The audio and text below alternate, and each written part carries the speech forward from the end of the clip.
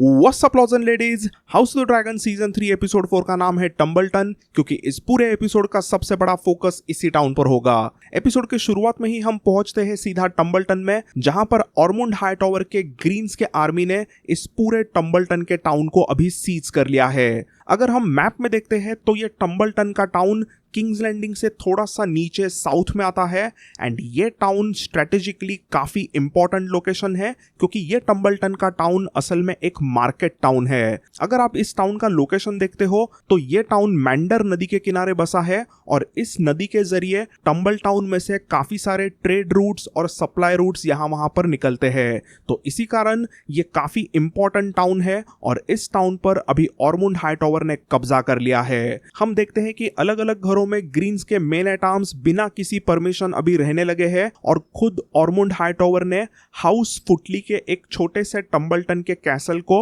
अपना अभी हेडक्वार्टर्स बना लिया है। एंड यहीं पर हम मिलते हैं टम्बलटन के हाउस फुटली के लॉर्ड ग्लेंडन फुटली और लेडी शरीस फुटली से। जैसे ही हम इन दोनों को मिलते हैं तो वी कैन सी कि ये दोनों भी काफी अनकंफर्टेबल है एंड इसका रीजन एकदम ऑब्वियस है। हाउस फुटली असल में ब्लैक्स के रहनीरा के सपोर्टर्स थे, उन्होंने रहनीरा के सामने बेंड नहीं किया था।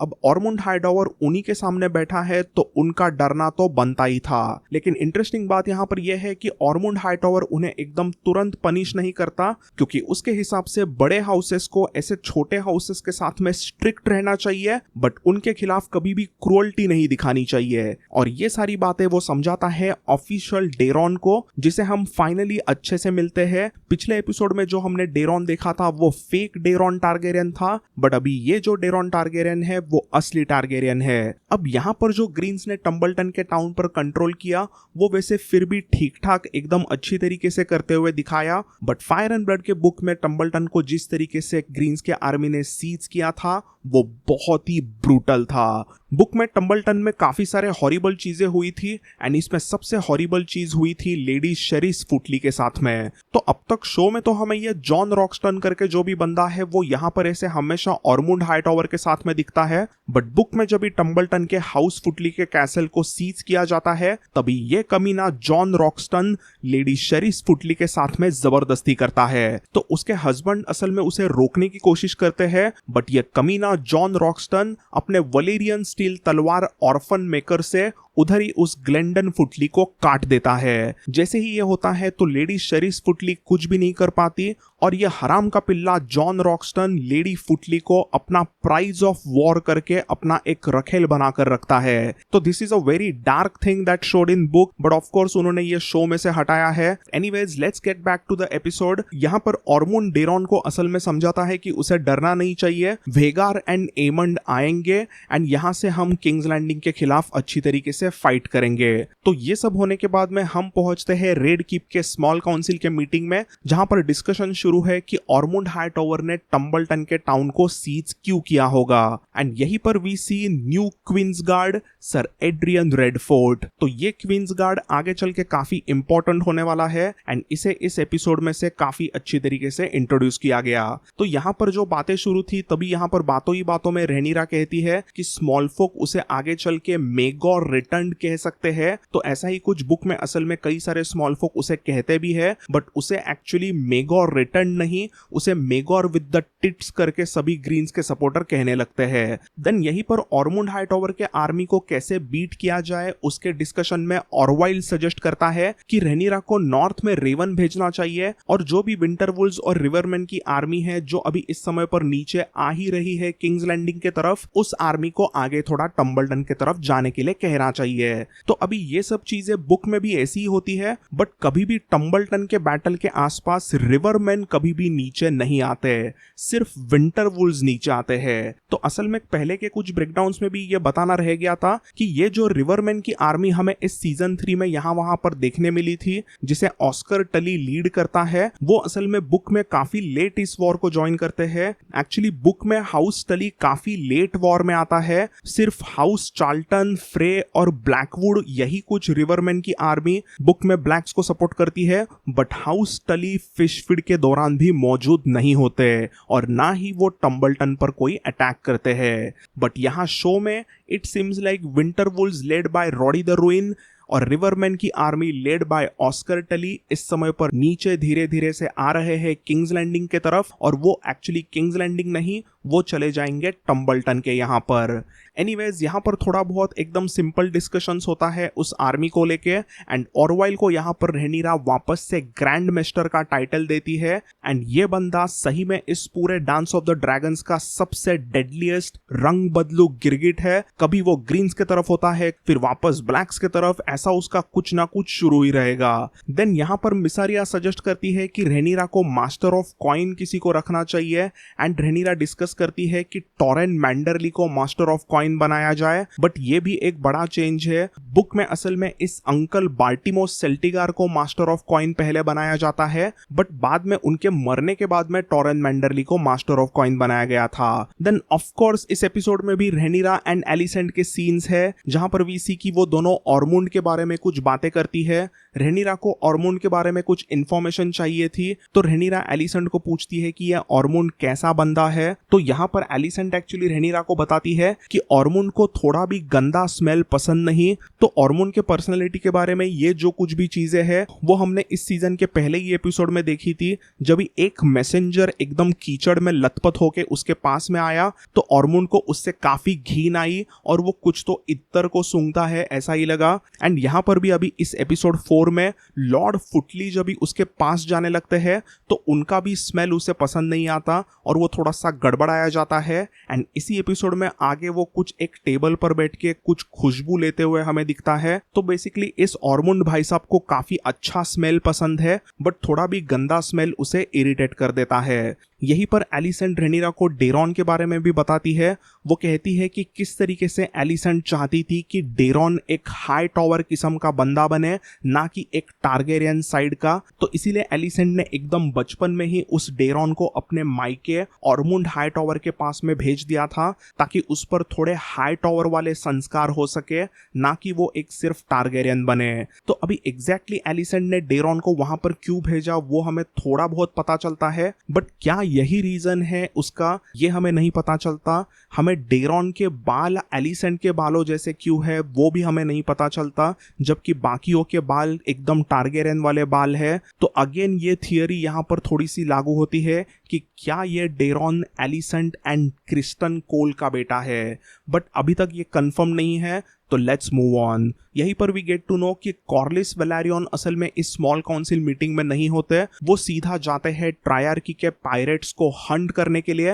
एंड जाने के पहले कॉर्लिस वेलारियन अपने बेटे एलिन को कहते हैं कि तुम्हें स्मॉल काउंसिल को ज्वाइन करना चाहिए, मेरी जगह को तुम ले लो। तो अभी ये चीज भी काफी डिफरेंट है बुक के कंपैरिजन में। बुक के Corlys Velaryon dance of the dragons के वॉर के समय पर ऑलमोस्ट 77 ईयर ओल्ड है। वो बैटल ऑफ द गलेट हो या फिर ये ट्रायर्की के पायरेट्स वगैरह जो भी हो, उन चीजों में एकदम एक्टिवली एक वॉरियर बन के इन्वॉल्व नहीं होते। एक्चुअली बुक में कॉर्लिस वेलारियन पूरा टाइम रहेनिरा के साइड में होते हैं, वो उसके स्मॉल काउंसिल में हैंड ऑफ द किंग बन के रहते हैं। देन हम मिलते हैं एगोन एंड लैरिस को, जो आते हैं रुक्स रेस्ट के नजदीक, जहां पर सनफायर की सपोज डेड बॉडी पड़ी हुई थी। अब यहाँ पर मैंने सपोज डेड बॉडी इसलिए कहा बिकॉज बुक में भी वैसे तो बैटल ऑफ द रुक्स रेस्ट में सनफायर हेवीली इंजर्ड जरूर होता है, बट वो असल में जिंदा रहता है। एंड उसका एगोन द सेकंड के साथ में जो बॉन्ड है वो पूरे टारगेरियन के हिस्ट्री में एक ड्रैगन और एक टारगेरियन बंदे के बीच का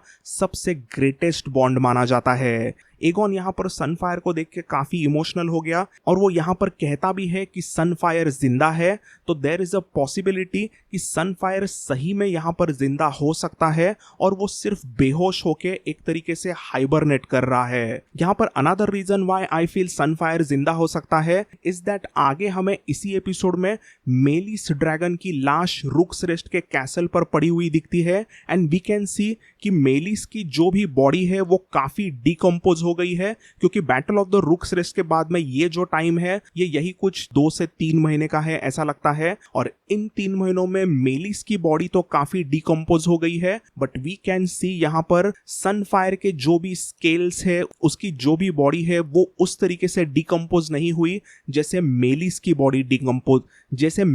बॉडी डिकम्पोज हो गई है। तो there is a chance that यहाँ पर सनफायर असल में जिंदा है, वो बस काफी बेहोश होके वहां पर गिरा हुआ है। देन हम मिलते हैं सर क्रिस्टन कोल और सर ग्वेन हाइटओवर के ग्रीन्स के आर्मी को, जो फाइनली पहुंचते हैं हैरनहेल पर। बट यहाँ पर उन्हें एमन टारगेरियन मिलता ही नहीं, बट उन्हें मिलती है एलिस रिवर्स, और वो वहां पर सीधा उन्हें बताती है कि अभी किंग्स लैंडिंग में रेनिरा का रूल आ चुका है एंड उस समय पर हैरनहेल में वेगार और एमंड है ही नहीं। जैसे ही ग्वेन एंड क्रिस्टन को ये पता चला तो वो दोनों भी काफी शॉक्ड हुए एंड ग्वेन यहाँ पर सीधा क्रिस्टन को बताता है कि अभी ये वॉर तो अभी खत्म हो ही चुका है और हमें इसीलिए अभी सीधा टम्बलटन जाना चाहिए ऑरमुंड के यहाँ पर। बट क्रिस्टन उस चीज को मना करता है। वो यहाँ पर थोड़ा सा अपने बैक स्टोरी के बारे में बताता है एंड ये जो भी उसकी बैक स्टोरी है वो हमें बुक में भी वैसे के वैसे बताई गई थी। क्रिस्टन कोल असल में काफी गरीबी से ऊपर आया हुआ एक बहुत ही जबरदस्त नाइट था। उसके पिता असल में हाउस डोंडारियन के यहाँ पर एक स्टूअर्ड मतलब एक छोटा सा काम करते थे एंड वो उन्हीं का एक बेटा था जो आगे अच्छा फाइटर बनते बनते उभर के आया एंड एकदम बड़ा नाइट बन गया। यहाँ पर सर क्रिस्टन ग्वेन को सीधा बताता है कि उनकी जो भी ग्रीन्स की आर्मी है उन्हें अभी रिवरमैन के आर्मी का सीधा पीछा करना चाहिए और उनके खिलाफ बैटल करनी चाहिए। अभी ये सुन के ग्वेन काफी शॉक्ड हुआ क्योंकि ग्रीन्स की आर्मी जो है वो उस ब्लैक्स की जो आर्मी है उसके सामने कुछ भी नहीं थी। बेसिकली ये क्रिस्टन के आर्मी का एक सुसाइड मिशन है जिसमें क्रिस्टन एंड ग्वेन की ग्रीन्स की आर्मी विंटर वोल्स यानी रॉडी द रूइन की आर्मी और रिवरमैन की आर्मी यानी कि ऑस्कर टले के आर्मी का पीछा करेंगे एंड उनके खिलाफ वो बैटल करेंगे। देन इसी बीच रेनिरा एंड एलिन के बीच में थोड़ी बॉन्डिंग होती है जिसमें मैं ज़्यादा जाऊंगा नहीं, वो काफ़ी सेल्फ एक्सप्लेनेटरी सिंपल चीज़ थी। Then again we meet Aegon and Larys से जो पहुंचते हैं रुक्स रेस्ट पर एंड ये पूरी जो उनकी कहानी है वो काफ़ी डिफरेंट है कंपेयर टू बुक में असल में फॉल ऑफ किंग्स लैंडिंग होने के बाद में लैरी स्ट्रॉन्ग रेड कीप में ही एक किसी तहखाने में छुप जाता है एंड दूसरे तरफ एगॉन टारगेरियन को सर मार्स्टन वाटर्स नाम का एक बंदा सीधा ड्रैगन स्टोन लेके जाता है एंड वहां पर वो ड्रैगन स्टोन के आइलैंड पर two Toms Tom Tangle Tongue and Tom Tangle beard के साथ में वहां पर रहते हैं। वो चारों वहां पर रहते हैं। बट ये पूरी कहानी यहाँ पर शो में काफी डिफरेंट दिखाई दी है। शो में हम देखते हैं कि एगॉन यहाँ पर रुक्स रेस्ट में आया है एंड यहाँ पर ये कोई जैनोस नाम का एक मैन एट आर्म एक गुंडा बन के यहाँ पे घूम रहा है एंड उसी के अंडर यहाँ पर सभी चीजें शुरू है एंड यहीं पर टॉयलेट साफ करने का काम एगॉन को वो देता है एंड वो यहाँ पर मिलता है टॉम टैंगल टंग के साथ में। तो बुक में ये टॉम टैंगल टंग तो है ही बट उसी के साथ में उसका बाप टॉम टैंगल बियर्ड भी होता है और वो दोनों असल में मार्स्टन वाटर्स नाम के नाइट के रिश्तेदार होते हैं जो एगॉन के साथ में होता है। तो basically Marston Waters two Toms and Aegon ऐसे चारों सीक्रेटली ड्रैगन स्टोन पर कुछ टाइम के लिए रहते हैं एंड उसी के बीच में काफी सारी चीजें एक एक करके अनफोल्ड होती है and finally Aegon and Sunfire का रियूनियन होता है। तो वो जो कुछ भी कहानी है वो थोड़ी कॉम्प्लिकेटेड है but that story is absolutely fascinating. But यहाँ पर जो भी शो में दिखाया है वो कंप्लीटली डिफरेंट है। यहाँ पर ये जो भी टॉम टैंगलटन है उसकी एगॉन के साथ में अभी दोस्ती हुई है। मे बी ये टॉम एगॉन एंड लैरिस आगे चल के ड्रैगन स्टोन चले जाए बट विल सी क्या होता है। अभी जो भी शो में चल रहा है वो काफी डिफरेंट है and as we know show में तो बार बार एगॉन को ह्यूमिलिएट किया ही जा रहा है एंड वही ह्यूमिलिएशन हमें यहाँ पर वापस से देखने मिला जब भी वो जैनोस नाम के उस बंदे के जूतों को किस करता है। तो ये सब कुछ तो हुआ रुक्स रेस्ट के यहाँ पर बट दूसरे तरफ रेड कीप में सर ह्यू द हैमर सीधा रेनिरा को बताता है कि वो टम्बलटन जाना चाहता है। वहां पर वो जाके बराबर से वॉच रखेगा कि क्या चल रहा है टम्बलटन में एंड उसका रिपोर्ट वो रेनिरा को देगा। तो ये जैसे ही ह्यू ने वॉलंटियर किया तो इसके बाद में अगले ही सीन में हम मिलते हैं और एक दूसरे ड्रैगन सीड को, उल्फ को। अल्फ द व्हाइट किंग्स लैंडिंग में यहाँ वहां पर घूम रहा था एंड इसी के बीच वो कई सारे वॉल्स पे देखता है कि रेनिरा के बारे में बहुत बुरी चीजें लिखी है। वो देखता है कि रेनिरा को कई सारे लोग क्वीन ऑफ बास्टर्ड्स कह रहे हैं। तो वो सब देख के वो काफी शॉक्ड हुआ एंड इसके बाद में he goes and parties with his old friends मुजा एंड क्ले। ये सब होने के बाद में वो रेनिरा से मिलने के लिए आया एंड वो रेनिरा को रिक्वेस्ट करता है कि उसके दोस्त मुजा को कैसल रॉसबी के बाहर एक घर दिया जाए एंड एंड उसके और एक दोस्त क्ले के जो भी क्राइम्स है उसे माफ किया जाए एंड उसे टैक्सेस में भी राहत दी जाए। अब रहेनिरा को जैसे ही समझा कि उल्फ के ये जो भी दोस्त है वो एकदम बेवड़े हैं और अय्याशी करते हैं, तो उसने सीधा उल्फ को बताया कि ऐसी सभी पार्टी वगैरह यहाँ वहां पर टैवन में जाके करना अब से बंद, क्योंकि अगर उल्फ को कुछ होता है तो वो बहुत बड़ा प्रॉब्लम हो जाएगा रहेनिरा और एक तरीके से पूरे रेल्म को। तो रहेनिरा इसीलिए कहती है कि उल्फ को अगर कुछ बियर या फिर वाइन पीनी है तो उसे चुपचाप रेड कीप में पीनी पड़ेगी, ना कि ऐसे बाहर टैवन में जाके कुछ मस्ती उसे करनी है। तो ये सुनने से उल्फ थोड़ा सा अपसेट हुआ एंड यहाँ पर वो सीधा बातों ही बातों में रहेनिरा को बताता है कि किंग्स लैंडिंग की जनता उसे क्वीन ऑफ बास्टर्ड्स कहने लगी है। असल में बुक में भी रहेनिरा को किंग्स लैंडिंग के smallfolk queen of bastards and Maegor with the teats ऐसे करके बुलाने लगते हैं एंड ओवरऑल रहेनिरा के रूल में काफी सारे प्रॉब्लम्स उसे फेस करने पड़ते हैं। देन टम्बलटन में हम देखते हैं कि एक कमीना ग्रीन्स का मैन एट आर्म कोई गैरिक नाम का बंदा ह्यू के बीवी के साथ में जबरदस्ती करने जाता है एंड जैसे ही वो सब कुछ लेडी शेरिस फुटली को पता चला तो लेडी शेरिस ऑरमुंड से कंप्लेंट करती है एंड ऑरमुंड उस बंदे को सजा सुनाता है। देन ऑरवाइल एंड रहेनिरा के बीच में कुछ बहुत ही इंटरेस्टिंग कॉन्वर्सेशंस होते हैं एंड यहाँ पर इवन हमें थोड़े पॉपुलर थियरी के बारे में एक हिंट भी पता चलती है एंड ये पॉपुलर थियरी है कि डांस ऑफ द ड्रैगन्स का जो भी वॉर हुआ था वो फेथ ऑफ द सेवन ने ही करवाया था। कई लोगों का ये थियरी है कि फेथ ऑफ सेवन और इवन मेस्टर्स ने मिलकर दोनों साइड्स यानी कि ब्लैक्स एंड ग्रीन्स को उकसाया, उनके बीच में वॉर कराया, जिससे ड्रैगन्स एक दूसरे के खिलाफ लड़े और सभी ड्रैगन्स मर गए। तो ये एक कंस्पिरेसी थ्योरी है कि फेथ ऑफ द सेवन के सेप्टन्स एंड इवन मेस्टर्स दोनों को ड्रैगन्स को मरवाना था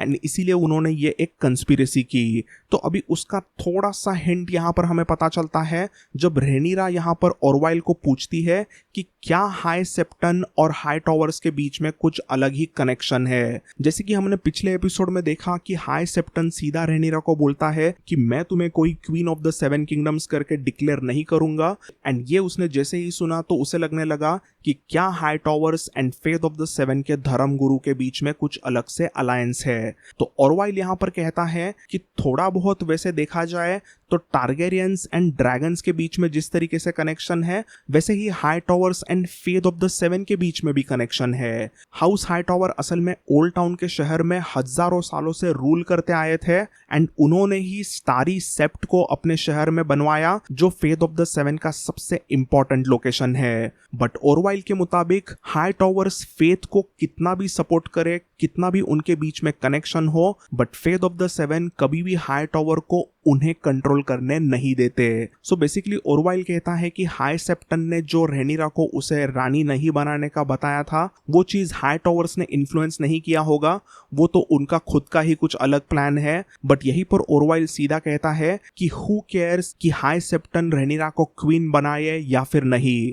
रहेनिरा के पास में ड्रैगन्स है, पावरफुल एलाइज है, काफी बड़ी आर्मीज उसे सपोर्ट कर रहे हैं, तो उसे ये हाई सेप्टन क्या बोलेगा उससे कुछ फर्क नहीं पड़ना चाहिए। अगर वो उसे ऑफिशियली क्वीन नहीं भी बनाता तो भी ठीक है, और अगर वो कुछ ज्यादा प्रॉब्लम्स क्रिएट करता है तो उस हाई सेप्टन बुड्ढे को हम परमानेंटली निकाल सकते हैं, मतलब उसे हम मरवा भी सकते हैं।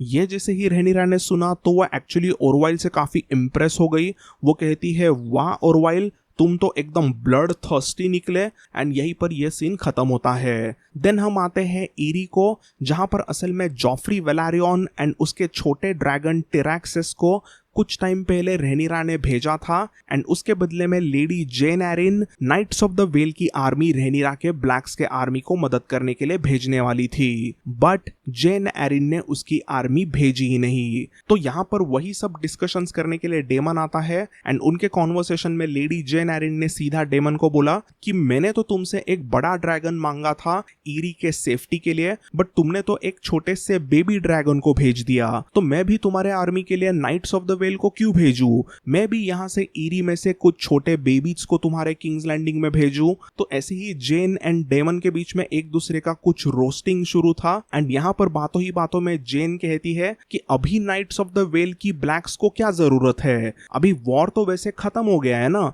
रहेनिरा तो किंग्स लैंडिंग में अभी पहुंच गई, उसे आयरन थ्रोन तो मिल गया, तो अभी नाइट्स ऑफ द वेल की क्या जरूरत। तो डेमन इससे अग्री भी करता है, वो कहता है कि एक्चुअली तुम सही कह रही हो, मुझे वैसे नाइट्स ऑफ द वेल की अभी कोई जरूरत नहीं, बट मुझे सोना चाहिए, मुझे गोल्ड चाहिए, मुझे अगर तुम गोल्ड देती हो तो मैं यहाँ से चला जाऊंगा। तो जैसे ही ये जेन एरिन ने सुना तो उसने 10,000 गोल्डन ड्रैगन्स डेमन को दे दिए एंड वो लेके डेमन निकलता है कराक्सस पर बैठ के साउथ के तरफ। बट साउथ जाने के अलावा कराक्सस डेमन को सीधा लेके जाता है रेना एंड शीप स्टिलर के एक छोटे से केव में।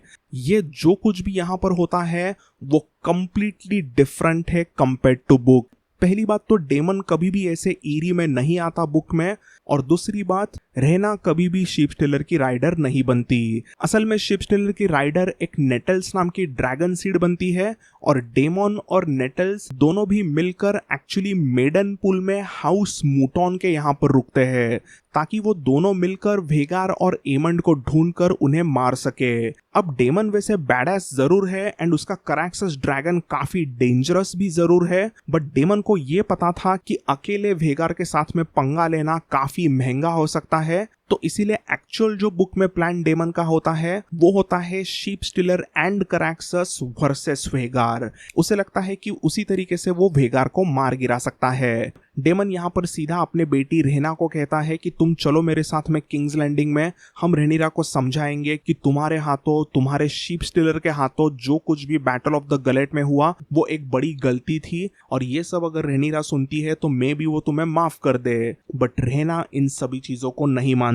उसे लगता है कि उसने जो कुछ भी किया वो एक बड़ा पाप है, उसने जो कुछ भी किया उस गलती की सिर्फ एक ही सजा है एंड दैट इज वो एग्जाइल में रहे, वो किसी के साथ में कभी भी कुछ बात ना करे। एंड ऐसा कह के वो शीप स्टिलर के साथ में वहां से उड़ के चली गई। अभी it remains to be seen कि वो वापस इस शो में आएगी या नहीं। It seems like right now कि उसका कैरेक्टर एंड शीप स्टिलर का कैरेक्टर उन्होंने खत्म कर दिया है। बट एनीवेज अगले ही सीन में डेमन को दिखता है एक शेपर्ड, एक भेड़ संभालने वाला बंदा, एंड उसके दिमाग की कुछ घंटी बजी। तो बेसिकली डेमन ऑफ स्क्रीन वो जो कुछ भी शेपर्ड है उसे मार गिराता है एंड उसका सर काट के वो रेड किप में आ गया। वो वहां पर आकर बताता है रेनिरा को कि ये जो भी बंदा है वो असली शीप स्टिलर का राइडर है एंड उसी के कारण जसेरिस वैलेरियन मारा गया था। तो उसने यानी डेमन ने उस कमीने बंदे को मार गिराया है। यहीं पर डेमन 10,000 गोल्डन ड्रैगन्स का काफी सारा सोना रेनिरा को ऑफर करता है जो जेन एरिन से लेके आया था। एंड यहीं पर उसकी मुलाकात होती है लॉर्ड टोरेन मैंडरली से, जो अभी इस समय पर मास्टर ऑफ कॉइन बन चुके हैं। अब डेमन वापस किंग्स लैंडिंग में आ तो चुका है, बट रेनिरा अभी भी थोड़ी सी गुस्से में है, थोड़ी सैड है, बिकॉज डेमन ने उस बंदे को मार गिराया जिसके कारण उसके बेटे जसेरिस की मौत हुई थी। रेनिरा सीधा कहती है गुस्से में कि उसे जानना था कि ये बंदा है कौन एंड उसके हाथों जसेरिस कैसे मारा गया, बट अभी कुछ हो नहीं सकता। What's done is done, क्योंकि अपेरेंटली डेमन ने उस बंदे को मार गिराया जिसने जसेरिस को मारा। बट इस चीज का मिसारिया को काफी डाउट आता है कि डेमन ये किस बंदे का सर काट के लेके आ गया। यहीं पर स्मॉल काउंसिल के मीटिंग में थोड़ी सी डिबेट भी होती है कि डेमन जो कुछ भी सोना लेके यहाँ पर आया था 10,000 ड्रैगन कॉइन्स, उसको किस तरीके से कहाँ पर इन्वेस्ट किया जाए। डेमन के मुताबिक वो जो कुछ भी पैसा है वो डिस्ट्रीब्यूट किया जाए गोल्ड क्लोक्स के बीच में ताकि उनकी वफादारी और चलती रहे, और उन्होंने जिस तरीके से रेनिरा को मदद की है उसका एक तरीके से वो पेमेंट भी होगा।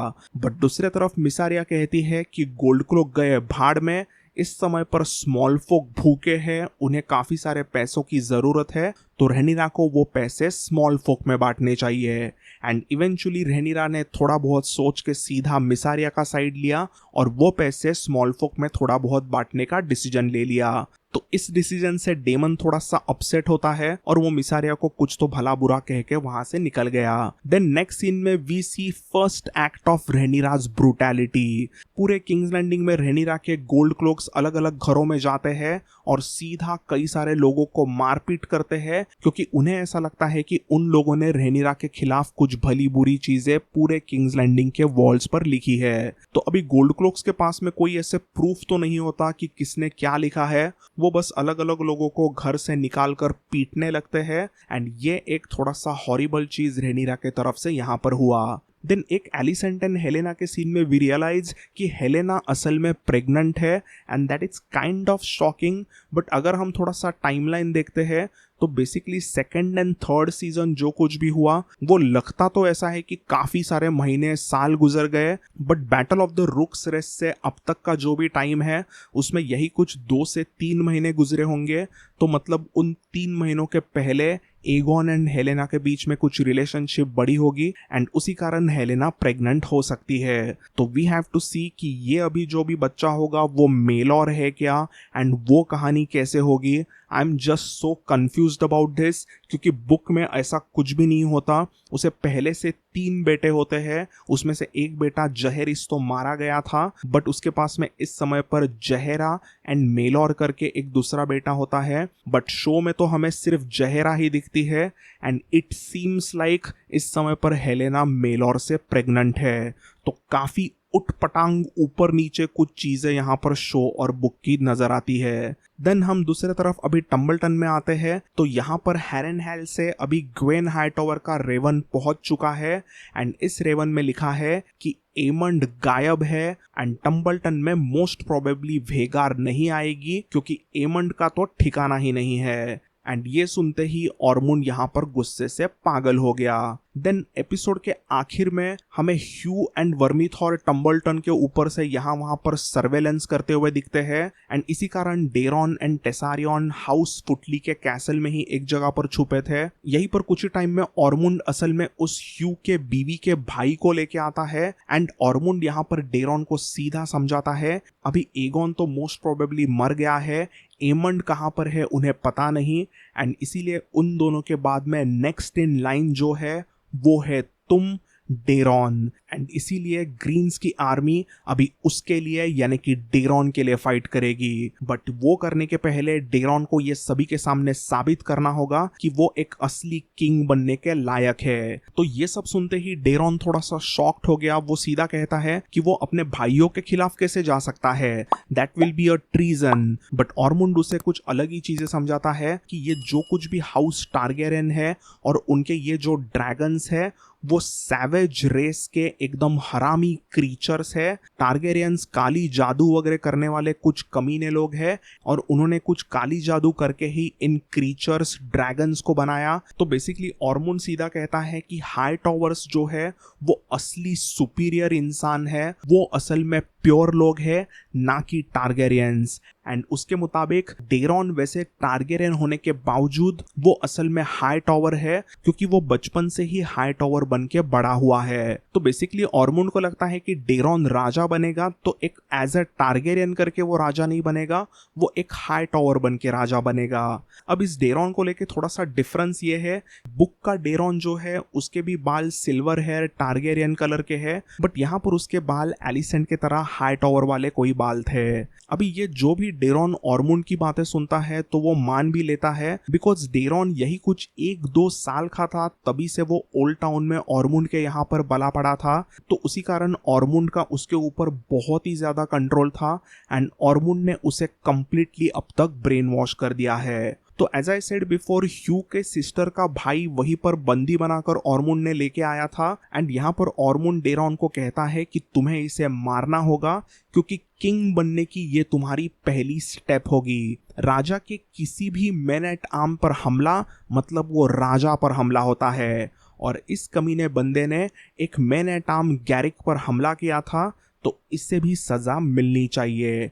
एंड यही सजा देने के लिए ऑर्मुंड हाईटॉवर अपनी एक बहुत ही जबरदस्त तलवार निकालता है एंड ये तलवार है हाउस हाईटॉवर की ancestral Valerian steel sword vigilance. तो वी कैन सी विजिलेंस का कलर एकदम थोड़ा सा ब्लैकिश कलर का है and this is absolutely book accurate Valerian steel sword. Book में भी हमें यही बताया है कि वलेरियन स्टील असल में थोड़ा सा ब्लैकिश कलर का होता है एंड यहाँ पर विजिलेंस का कलर एकदम बुक एक्यूरेट लगता है। अगले ही सीन में एकदम इजीली विजिलेंस से डेरॉन उस बंदे को मार गिराता है एंड डेरॉन इज ऑफिशियली एक हाई टॉवर किंग बनने के राह पर अभी निकल चुका है। इसी के साथ साथ दोस्तों इस एपिसोड का ब्रेकडाउन यहीं पे खत्म होता है। अगर आपको ये वीडियो पसंद आया तो प्लीज इस वीडियो को लाइक कीजिए, इस चैनल को सब्सक्राइब करना। This is me Kedar for pop culture Pandit. I'll see you all in the next one. Bye and take care.